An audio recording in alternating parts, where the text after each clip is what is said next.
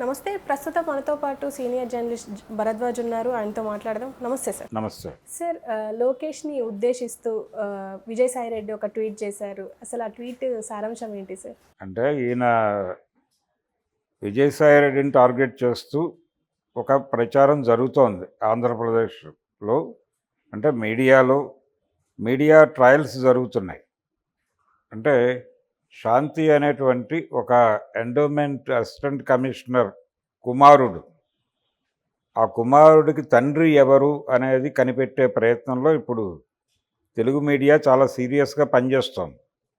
ఈ పనిచేస్తున్న క్రమంలో మేధోమథనం జరిపి విజయసాయిరెడ్డి ఆ బిడ్డకి తండ్రిగా నిర్ధారణలు జరుపుతూ ఆవిడ, అంటే ఆఫీసర్ ఎవరైతే ఉన్నారో ఆవిడ విజయసాయిరెడ్డికి లైజానింగ్ ఆఫీసర్ అని, ఆవిడ విజయసాయిరెడ్డికి చాలా సహకారం అందజేశారని, అన్ని విధాలుగా సహకారం అందజేశారని, ఆ సందర్భంగా ఆవిడకి చాలా ఆర్థికంగా చాలా వెసులుబాటు కల్పించారని, విల్లా కొనిపెట్టారని, రకరకాల ప్రాపర్టీస్ కొనిపెట్టారని, ఆవిడకి అనేక సంపాదన మార్గాలు చూపించారని, ఇలా రోజుకు ఒక కథనం ఆవిడ అవినీతి మీద,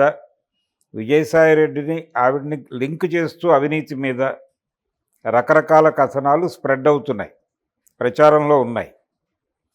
దీంతో అంటే ఆ అమ్మాయితో తనకి వివాహేతర సంబంధం ఉంది అని ఎస్టాబ్లిష్ అయిన వార్తని, ఆ అమ్మాయి తనకు లైజానింగ్ ఆఫీసర్గా పనిచేస్తోంది అనే వార్తని ఖండించడానికి ఆయన ఒక ప్రెస్ మీట్ పెట్టాడు విజయసాయిరెడ్డి గారు. పెట్టి ఆ ప్రెస్ మీట్లో ఆయనతో వైఎస్ఆర్సీపీ నాయకులు ఎవరు కనిపించలేదు. ఒక్క దళిత నాయకుడు తప్ప ఇంకెవరు కనిపించలేదు. ఆయనే సోలోగా మాట్లాడాడు. మధ్యలో అవతల కూర్చున్నటువంటి దళిత నాయకుడు కొంత జూపూడి ప్రభాకర్ గారు కొంచెం మాట సాయం చేశాడు. అయితే విజయసాయిరెడ్డి గారు ఆ ప్రెస్ మీట్లో బిహేవ్ చేసిన పద్ధతి మీద మీడియాలో చాలా విమర్శలు వచ్చినాయి.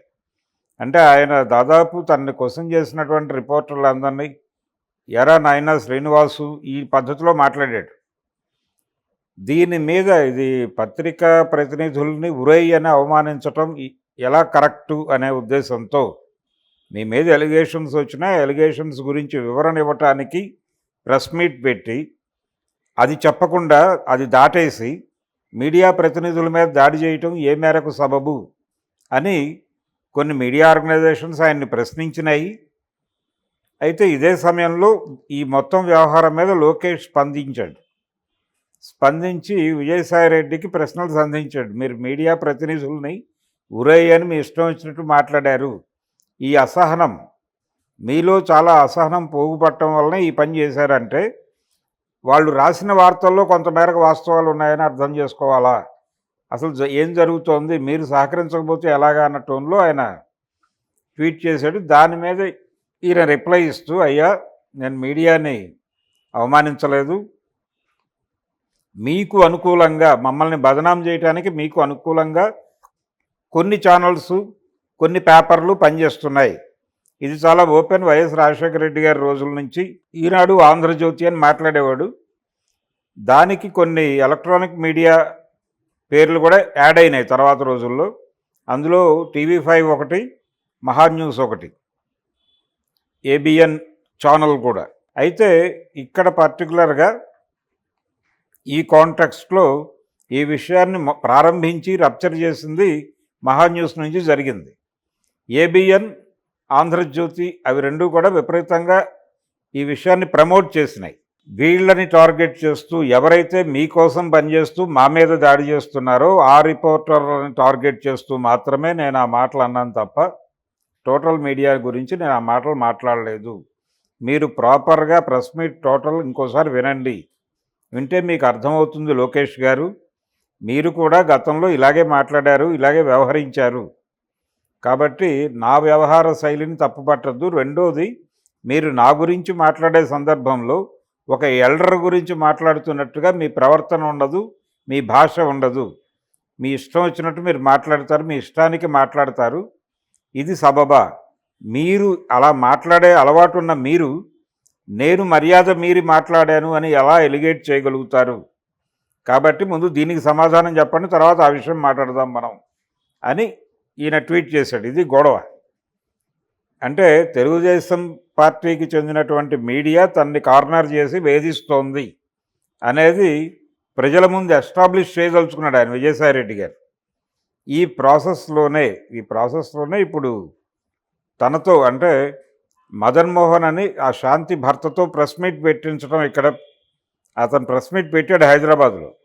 ఆ ప్రెస్ మీట్ పెట్టడము, ప్రెస్ మీట్ అనంతరము అక్కడ చాలామందితో ఆయన పర్సనల్గా మాట్లాడటము, ఒక మీడియా ఛానల్ మహాన్ న్యూస్కి వెళ్ళి ఆయన అక్కడ ఎవరి మీద అయితే విజయసాయిరెడ్డి ప్రారంభంగా ఆరోపణ చేశారో ఒక మీడియా పర్సన్, అతని మీద అతని ఛానల్లోనే వంశీ అనేటువంటి వ్యక్తి నడిపిస్తున్నటువంటి మహాన్ న్యూస్కి ఈ ఎవరైతే ఆవిడ భర్త ఉన్నాడో అతను వెళ్ళి లైవ్లో కూర్చోవటం, ఆ వంశీ అతను ఇంటర్వ్యూ చేయటం, ఏది విజయసాయిరెడ్డి ఎపిసోడ్ అయిపోయిన తర్వాత అక్కడ విజయసాయిరెడ్డి బిహేవియర్ని టార్గెట్ చేయటం, ఇవన్నీ కూడా పరిగణనలోకి తీసుకునే నేను ఇది తెలుగుదేశం మీడియా అలాగే తెలుగుదేశం తాలూకా అభిప్రాయాలని ఎంబోజ్ చేసే పద్ధతిలోనే వీళ్ళ కథనాలు ఉంటాయి అనే ఉద్దేశంతో నేను కొంతమందిని టార్గెట్ చేసి ఆ మాట అన్నాను, వాంటెడ్గానే అన్నాను.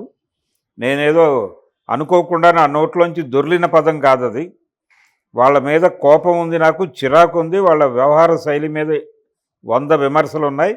ఈ నేపథ్యంలో నేను ఉరై అనేటువంటి చొరవ తీసుకుని ఉంటాను.